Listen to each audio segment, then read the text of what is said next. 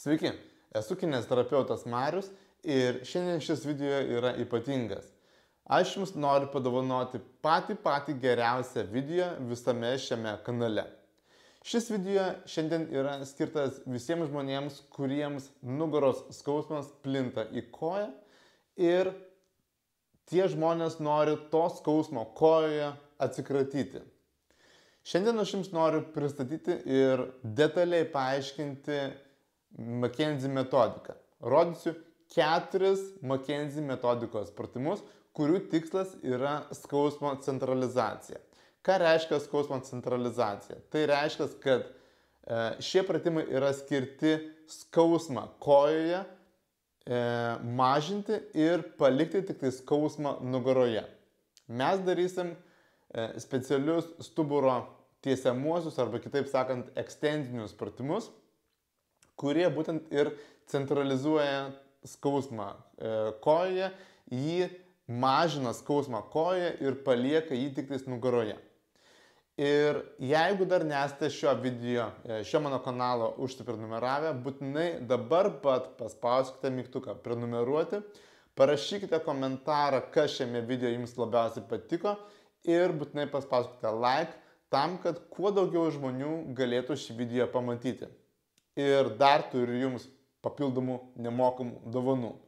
Visi, kurie parašys komentarą noriu, visiems dovanoju nemokamą PDF knygutę, kurioje aprašau šiuos būtent 4 McKenzie metodikos pratimus. Labai detaliai aprašyti McKenzie metodikos pratimai pasieks jūs visiškai nemokamai PDF knygutėje ir galėsite daryti šiuos specialius pratimus ne tik žiūrėdami video, bet ir skaitydami ir labiau žinodami pačią esmę iš PDF knygutės. Taigi parašykite komentarą noriu ir aš jums pasidalinsiu nuorodą, iš kur tą nemokamą PDF knygutę galėsite atsisiųsti. Taigi turbūt jau visi supratote, ką mes šiandien darysim. Tai darysim būtent skausmo centralizavimo pratimus, kitaip sakant, stuburo ekstenzinius pratimus, kurių labai žmogui reikia. Nes mes labai daug laiko sėdime, mes labai daug laiko sėdime susilenkę, vairuojame susilenkę, dirbame prie kompiuterio susilenkę ir mums labai reikia stuburo ekstenzinių pratimų. Taigi, bet prieš patį video labai noriu, kad žinotumėte, kada šios pratimus reikia labai atsargiai daryti.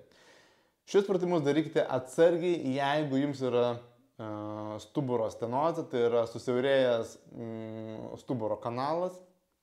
Jeigu jums yra stuburo spondilolistezė, tai yra pasislinkęs slankstelis. Taip pat atsargiai darykite šios pratimus, jeigu skausmas kojoje yra labai stiprus ir jums yra sunku valdyti pėdą, pėda sunkiai klauso, pėda sunkiai atlieka judesius. Ir visus šios pratimus darykite atsargiai ir stenkitės atsipalaiduoti, mėgautis pačiu procesu. Taigi gulamės ant kilimėlio ir darome pirmąjį pratimą. Pirmasis pratimas bus tiesiog atsigulimas ant nugaros, ant pilvo. Nusimsiu akinius. Ir tiesiog atsigulkite ant pilvo. Atsipalaiduokite. Galite dėti galvą ant šono. Ir stebėkite, kaip jūs jaučiasi jūsų kojos, jūsų stuburas. Ar patogu yra gulėti, ar skausmas nestiprėja. Jeigu skausmas atsigulus tokia padėty stiprėja, tada galite pamėginti kitą dieną. Galbūt skausmas bus mažesnis. Ir tikslas yra visiškai atsipalaiduoti ir kad skausmas kojoje nestiprėtų. Ir pagulėkite tiesiog porą minučių.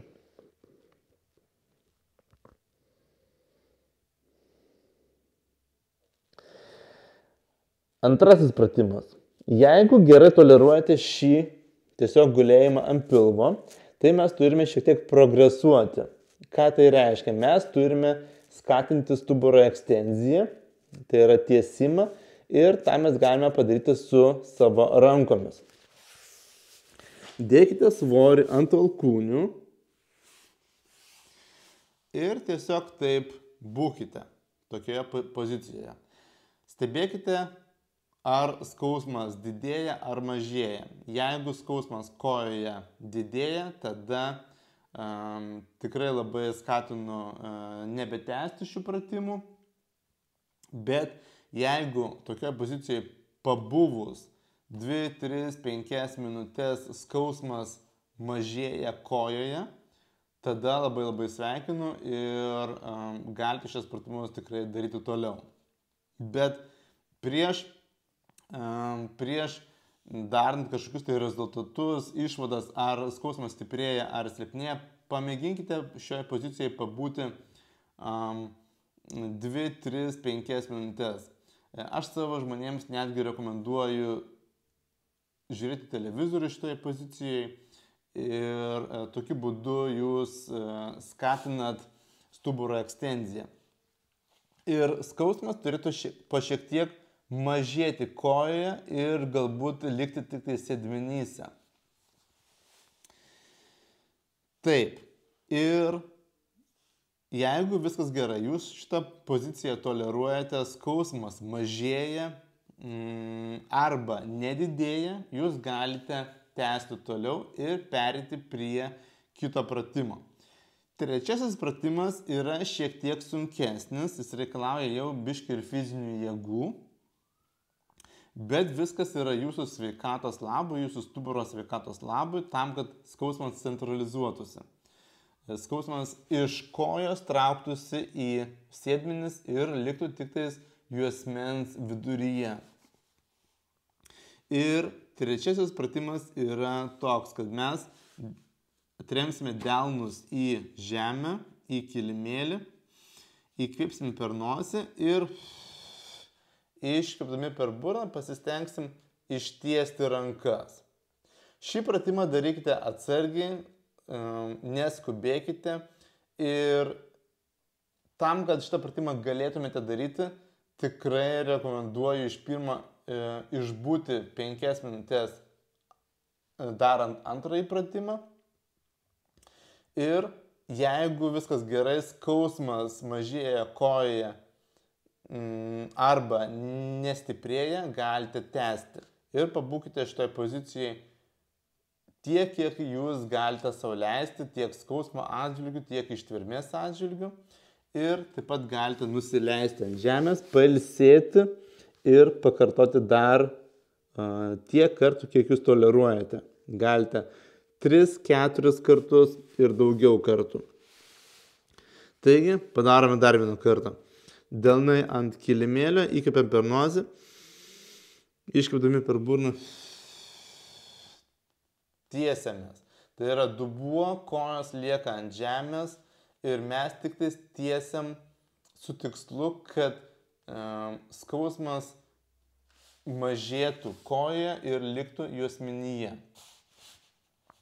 Ir pabūkite šitoje pozicijoje tiek, kiek jūs galite. Ir galite vėl pakartoti.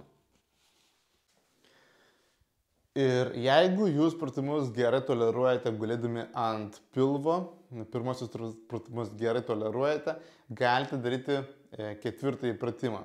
Ir šį pratimą galite daryti ir netgi laisvu laiku nuo sėdėjimo. Jeigu jūs daug laiko sėdite ir per pertraukas norite padaryti vieną kitą pratimą, tai galite daryti šį 4., kurį tuojau pat parodysiu. Šis pratimas taip pat, kaip ir pirmieji 3, yra skirti skausmo centralizacijai ir tai yra vadinamasis 4. McKenzie metodikos pratimas, kuris vėlgi skatina stuburo ekstenziją, nes mes labai daug laiko sėdime susilenkę, vairuojame ir panašiai. Ir jeigu jūs gerai sekate mano turinį, labai puikiai žinote, iš kur būtent kokiu būdu atsiranda juosmens stuburo išvarža.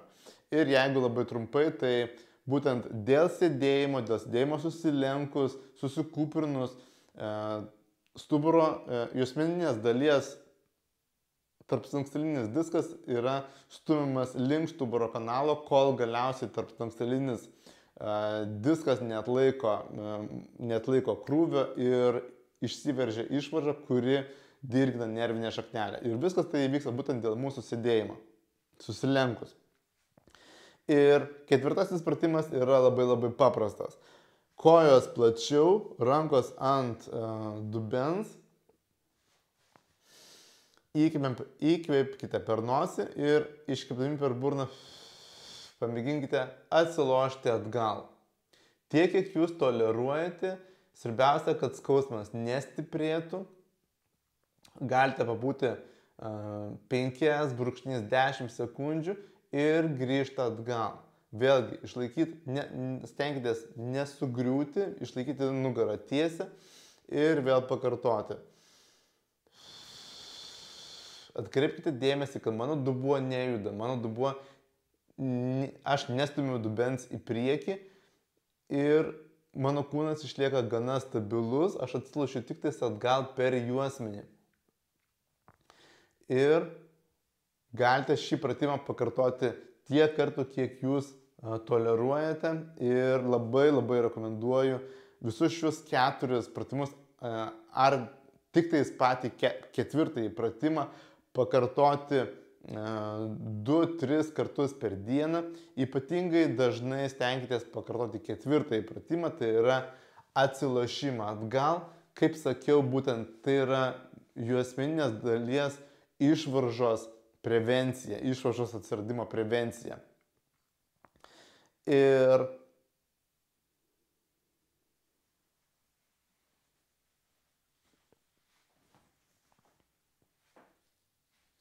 ačiū visiems, kurie žiūrėjo šitą video iki galo. Jeigu šis video jums buvo naudingas, būtinai parašykite komentarą, kuo jis buvo naudingas.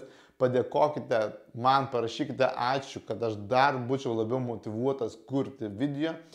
Ir jeigu norite manęs kažko paklausti, galbūt turite kažkokią asmeninę problemą, galbūt norite su manimi pasikonsultuoti, galbūt norite pasportuoti su manimi atliekant kineziterapijos pratimus, užeikite į mano asmeninę svetainę kineziterapija3.lt ir joje galite rasti mano kontaktus.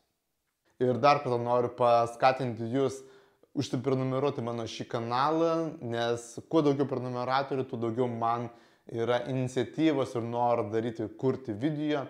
Ir jeigu norite gauti nemokamą PDF knygutę, kurioje detaliai aprašau šiuos 4 specialius McKenzie metodikos pratimus, parašykite komentarą noriu.